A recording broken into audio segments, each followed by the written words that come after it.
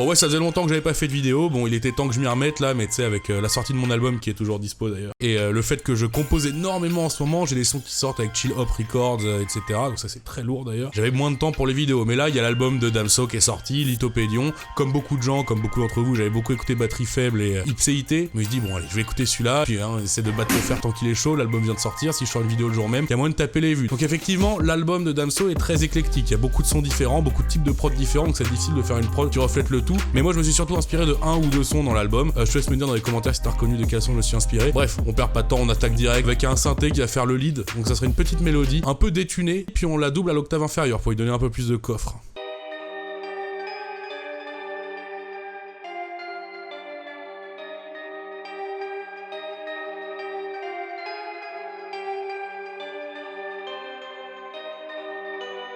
Je trouve que c'est pas bien. Maintenant on va faire des accords pour accompagner ça. Damso c'est un mec qui est, qui aime bien la mélodie, hein. Il a déjà dit plusieurs fois qu'il était lui-même beatmaker. S'il y a un game, c'est parce qu'il y a des beatmakers. Oh putain, je sais tellement pas quoi dire à part merci.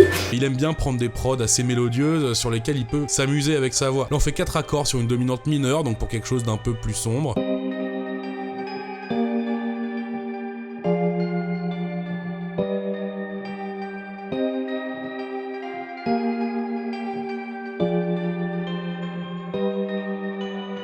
Et on va encore doubler ces accords, mais cette fois-ci avec un pad un peu plus électronique pour donner une autre texture un peu...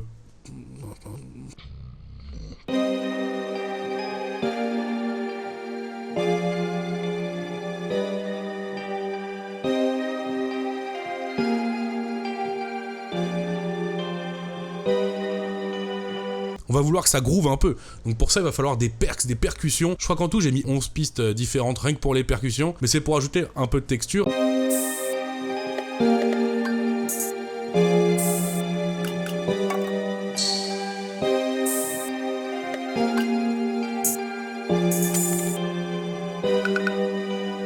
Ensuite on ajoute les hats, donc les Charleston. Donc là pour les hats, ce qui va être intéressant c'est de jouer aussi bien sur le volume que sur la panoramique, donc le gauche-droite, que sur la tonalité des hats, de leur faire changer de note aussi aux hats. Ça va donner encore une fois un côté un peu plus groovy, un peu plus même parfois organique si tu joues pas mal sur les tonalités, ce qui peut être assez rigolo.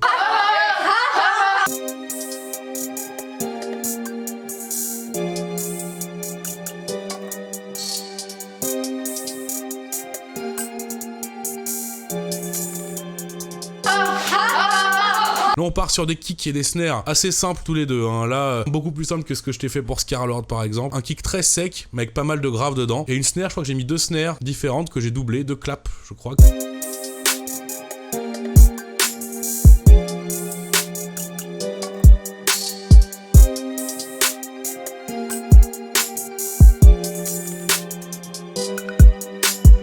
Et ensuite, comme on est sur une trappe, il nous faut une 808. Donc j'ai vu dernièrement que ça râle. Oui, Pandrez, tu mets trop de glide. Oui, Pandrez, c'est tout le temps la même chose, ça slide tout le temps. Bah déjà, on peut le dire. Et ensuite, je peux te dire aussi que là, cette fois-ci, les 808 ne glide pas. Je suis allé très simple, des 808 très droites, donc les basses, qui tapent quasiment que sur les kicks, pas toujours, mais presque. Moins de distorsion que ce que je mets d'habitude, mais quand même de la distorsion, parce que c'est important, hein.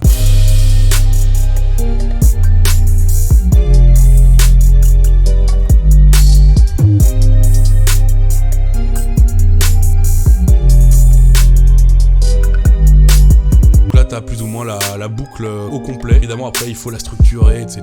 Je pense revenir avec pas mal de vidéos, donc j'espère que t'es abonné. Déjà si t'es pas abonné, oublie pas de le faire. Lâche un pouce bleu et surtout suis-moi sur Instagram, très important, c'est là où je suis le plus actif. Ferme ta gueule.